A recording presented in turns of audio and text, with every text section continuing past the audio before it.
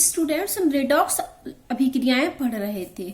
तो वे अभिक्रियाएं जिनमें ऑक्सीकरण और अपचयन दोनों एक साथ घटित होता है, उन अभिक्रियाओं को हम रेडॉक्स अभिक्रियाएं कहते हैं, जिनमें ऑक्सीकरण और अपचयन दोनों साथ साथ होता है। तो फिर हमने बताया था आपको कि ऑक्सीकरण क्या होता है। तो हमने कुछ क्लासिकल कॉन्सेप्ट बताए थे, क्लासिकल रूल्स बताए थे। क्या कि किसी अभिक्रिया में यदि ऑक्सीजन जुड़ रहा है, ऑक्सीजन क्या हो रहा है, जुड़ रहा है, तो ये अभिक्रिया क्या होगी हमारी, ऑक्सीकरण। क्योंकि देखो कार्बन पर ऑक्सीजन जुड़ गया, CO2 बन गया, तो ऑक्सीजन के जुड़ने को ऑक्सीकरण कहते हैं, और हाइड्रोजन के निकलने को ऑक्सीकरण कहते हैं। तो HBr था, ये टूट गया H2 और Br2 में, तो हाइड्रोजन क्या हुआ, निकल गया, इसमें से हाइड्रोजन निकल गया, तो इसको हम क्या बोलते हैं, ऑक्सीकरण। तीसरी परिभाषा था कि किसी ऋण विद्युत तत्व के जुड़ने को भी हम ऑक्सीकरण कहते हैं। देखो हाइड्रोजन था, हाइड्रोजन से ये Cl2 ऋण विद्युतीय तत्व आकर जुड़ गया, HCl बन गया, तो इस ऋण विद्युतीय तत्व हाइड्रोजन से जुड़ गया, तो ऋण विद्युतीय तत्व के जुड़ने को भी हम ऑक्सीकरण कहते हैं।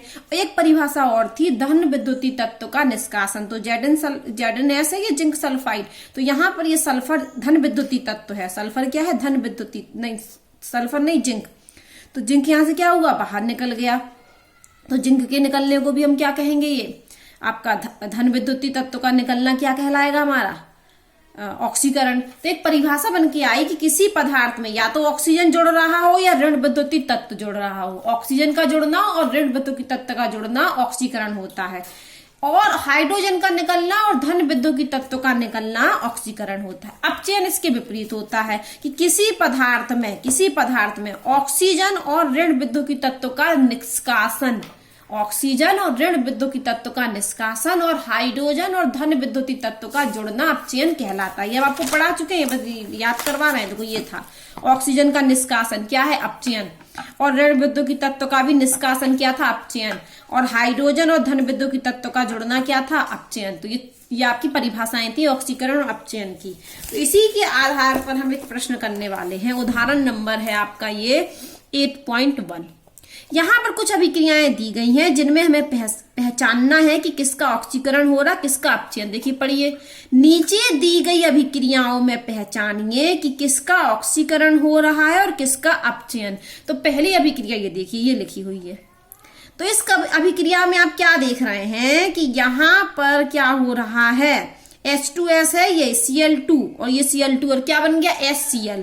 तो ये Cl2 जुड़ गया, Cl2 जुड़ गया, और Cl2 क्या होता है, Cl क्या होती है, क्लोरीन, ऋण विद्युतीय तत्व। तो इस अभिक्रिया में ऋण विद्युतीय तत्व जुड़ रहा है। और यदि हम परिभाषा पर जाएं तो ऋण विद्युतीय तत्व का जुड़ना, ऋण विद्युतीय तत्व का जुड़ना क्या कहलाता है, ऑक्सीकरण। ऋण विद्युतीय तत्व का जुड़ना क्या कहलाता है, ऑक्सीकरण। तो पहली अभिक्रिया में Cl2 जुड़ रहा है, Cl2 क्या हो रहा है, जुड़ रहा है, इसलिए ये क्या हो रहा है, ऑक्सीकरण। तो साफ साफ लिखिएंगे कि H2S का क्या हो रहा है, ऑक्सीकरण। क्यों हो रहा है H2S का ऑक्सीकरण, क्योंकि ये Cl इससे H से आके जुड़ गया। ऋण विद्युतीय तत्व के जुड़ने के कारण H2S का ऑक्सीकरण हो रहा है। लिखा भी है किताब में कि H2S का क्या हो रहा है, ऑक्सीकरण हो रहा है, क्योंकि हाइड्रोजन से देखो H से क्या जुड़ गया, Cl, क्योंकि हाइड्रोजन से ऋण विद्युतीय तत्व क्लोरीन जुड़ रहा है। अब ये वो यहां देखिए कि ये सल्फर है, ठीक है, सल्फर भी धन विद्युतीय तत्व है, तो हाइड्रोजन से सल्फर का क्या हो रहा है, निष्कासन। सल्फर क्या हुआ, निकल गया। परिभाषा क्या थी, धन विद्युतीय तत्व का निष्कासन। तो यहां पर ये सल्फर क्या हो रहा है, H2S से, देखो H2S से क्लोरीन तो आके जुड़ा, तो क्लोरीन ऋण विद्युतीय तत्व है, जुड़ गया, इसलिए H2S का क्या हो रहा है, ऑक्सीकरण। लेकिन H2S से कौन बाहर गया, सल्फर, और सल्फर क्या है हमारा, धन विद्युतीय तत्व। धन विद्युतीय तत्व का निष्कासन हो रहा है, ठीक है, धन विद्युतीय तत्व का क्या हो रहा है, निष्कासन। यहां से निष्कासन, धन विद्युतीय तत्व का निष्कासन। तो यहां से भी परिभाषा क्या निकल के आ रही कि इसका तो हो रहा है ऑक्सीकरण ही, ठीक है। अब हम आते हैं क्लोरीन पर। तो क्लोरीन से क्या आके जुड़ रहा, क्लोरीन से कौन आके जुड़ गया, हाइड्रोजन। क्लोरीन से कौन आके जुड़ गया, हाइड्रोजन। तो हम देखते हैं कि हाइड्रोजन का जुड़ना क्या कहलाता है। तो हाइड्रोजन का जुड़ना देखिए यहाँ पर, हाइड्रोजन का जुड़ना, यदि हाइड्रोजन जुड़ेगा तो क्या कहलाएगा, अपचयन। तो ये क्लोरीन से अगर इस तरीके से देखा जाए तो क्लोरीन से हाइड्रोजन आके जुड़ गया, तो यहां पर क्या हुआ, इसका अपचयन। इसलिए हाइड्रोजन के संयोग के कारण क्लोरीन का क्या हो रहा है, अपचयन।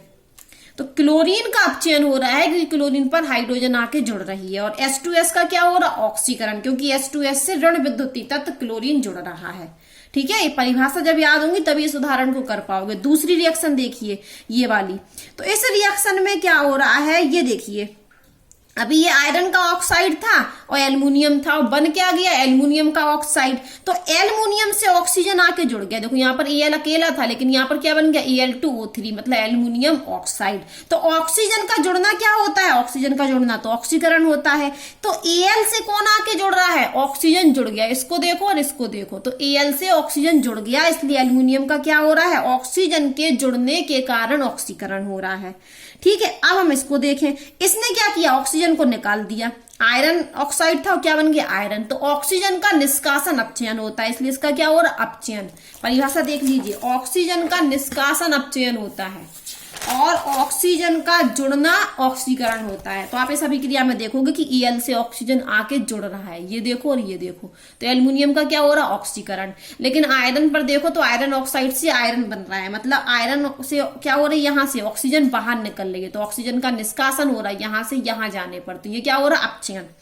अब तीसरी अभिक्रिया समझाने, ये तीसरी जो अभिक्रिया है ना, इसमें हम ये देखेंगे कि ऋण विद्युतीय तत्व कौन अधिक है। तो सोडियम क्या है हमारी, क्षारीय धातु है हमारी, तो ये ज्यादा धन विद्युतीय होती हैं। तो यहाँ पर हम इस तरीके से तो नहीं निकाल सकते कि ऑक्सीजन का, क्योंकि ऑक्सीजन तो है ही नहीं, यहाँ हाइड्रोजन जुड़ रहा है। तो यहाँ पर एक अलग अवधारणा लगती है सभी क्रिया को समझने के लिए।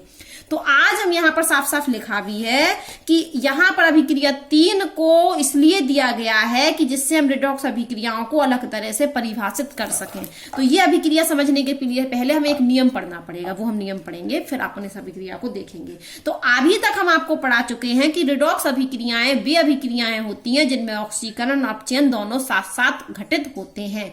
और ऑक्सीकरण में हमने 4 पॉइंट बताए थे कि ऑक्सीजन का जुड़ना, ऋण विद्युतीय तत्व का जुड़ना, हाइड्रोजन का निकलना, धन विद्युतीय तत्व का जुड़ना, निकलना। तो ये सब क्या था, ऑक्सीकरण। और ऑक्सीजन का निष्कासन और ऋण विद्युतीय तत्व का निष्कासन, हाइड्रोजन और धन विद्युतीय तत्व का जुड़ना अपचयन होता है। उसी के आधार पर हमने ये 2 अभिक्रियाएं आपको सॉल्व करके बताई। आज हम पढ़ने वाले हैं नया कॉन्सेप्ट, इलेक्ट्रॉनिक कॉन्सेप्ट कहलाता है इलेक्ट्रॉन स्थानांतरण अभिक्रिया। इलेक्ट्रॉन स्थानांतरण मतलब इलेक्ट्रॉन का क्या हो रहा है, स्थानांतरण, ट्रांसफर हो रहा है। तो ऐसी अभिक्रियाओं के बारे में हम पढ़ रहे हैं जिनमें इलेक्ट्रॉनों का क्या हो रहा है, स्थानांतरण। और इलेक्ट्रॉनों के स्थानांतरण की सहायता से हम पहचानेंगे कि कहाँ ऑक्सीकरण है, कहाँ अपचयन है। तो आज हम पढ़ने वाले हैं, क्या पढ़ने वाले हैं, इलेक्ट्रॉनिक कॉन्सेप्ट। क्या पढ़ने वाले हैं, इलेक्ट्रॉनिक कॉन्सेप्ट। Electronic concept. तो सबसे पहले एक नियम दिया गया कि वे अभिक्रियाएं जिनमें इलेक्ट्रॉनों का निष्कासन होता है, वे ऐसी अभिक्रियाएं जिनमें इलेक्ट्रॉनों का निष्कासन होता है उनको ऑक्सीकरण कहते हैं। और ऐसी अभिक्रियाएं जिनमें इलेक्ट्रॉन ग्रहण करने वाली जो अर्ध अभिक्रियाएं होती हैं उनको अपचयन कहते हैं। तो ये पॉइंट अभी हम आपको समझाने वाले हैं, ये लाइन, कि इलेक्ट्रॉन का निष्कासन ऑक्सीकरण और इलेक्ट्रॉन का ग्रहण करना अपचयन। यहां से आप नोट कर लेना इस पॉइंट को। अब हम इसको समझते हैं। सबसे पहले हमने एक अभिक्रिया ली है कि हमने सोडियम लिया और क्या ले लिया अपना, Cl2। तो सोडियम और क्लोरीन का जब हम योग कराते हैं तो हमारा क्या बनता है, NaCl बनता है।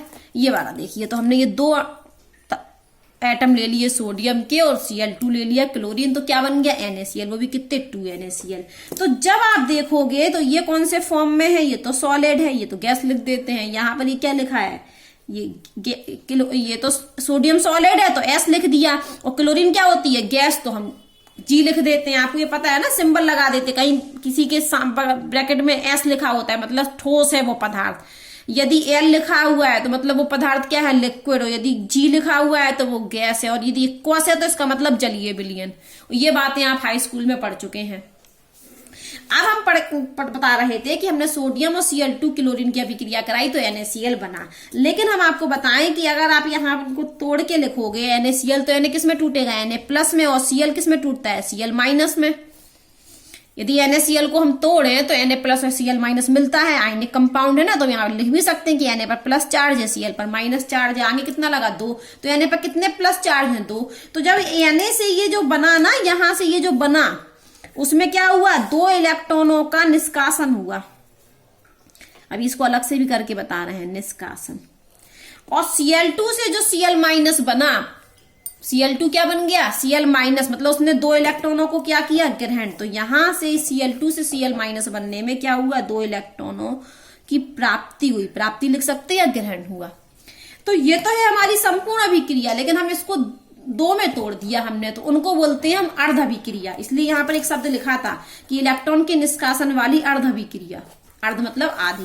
तो अब हमें इस अभिक्रिया ये थी हमारे पास, तो हमने यहाँ कहा कि सोडियम से जब सोडियम प्लस बना तो इसने इलेक्ट्रॉनों का निष्कासन किया, इलेक्ट्रॉन त्यागे, तभी तो पॉजिटिव चार्ज आया। और Cl2 से जब क्लोरीन से Cl माइनस बना तो माइनस मतलब ऋण, तो इलेक्ट्रॉनों को क्या किया, ग्रहण। अब इसको हम 2 अर्ध अभिक्रियाओं में तोड़ सकते हैं। पहला कि Na से क्या बन रहा है, Na प्लस, दूसरा Cl2 से क्या बन रहा है, Cl माइनस। तो हमने यहाँ पर लिखा कि Na से क्या बन रहा है, Na प्लस। तो हमारे Na एक नहीं थे, कितने Na थे हमारे पास, 2 Na थे, तो यहाँ लिख दिया हम 2 Na। तो यहाँ पर क्या बन गया, 2 Na प्लस, इसलिए 2 इलेक्ट्रॉन निकल गए, 2 प्लस, क्योंकि 2 एक प्लस दिख रहा है लेकिन आगे कितना लगा है, 2, तो 2 प्लस हो गए ना, इसलिए 2 इलेक्ट्रॉन बाहर निकले। तो इस अभिक्रिया को हम क्या कहते हैं, ये है हमारी कौन सी अभिक्रिया है, ये अर्ध अभिक्रिया है ऑक्सीकरण वाली। ये क्या हो रहा हमारा, ऑक्सीडेशन, और उसकी ये क्या है, हाफ रिएक्शन। अर्ध अभिक्रिया को बोलते हैं हाफ रिएक्शन। और यहां पर देखिए ये Cl2 से क्या हुआ, Cl2 ने 2 इलेक्ट्रॉनों को ग्रहण किए और Cl माइनस बनाया। तो ये कौन सी अभिक्रिया है हमारी, रिडक्शन हो रहा है। ये क्या हो रहा है हमारा, रिडक्शन।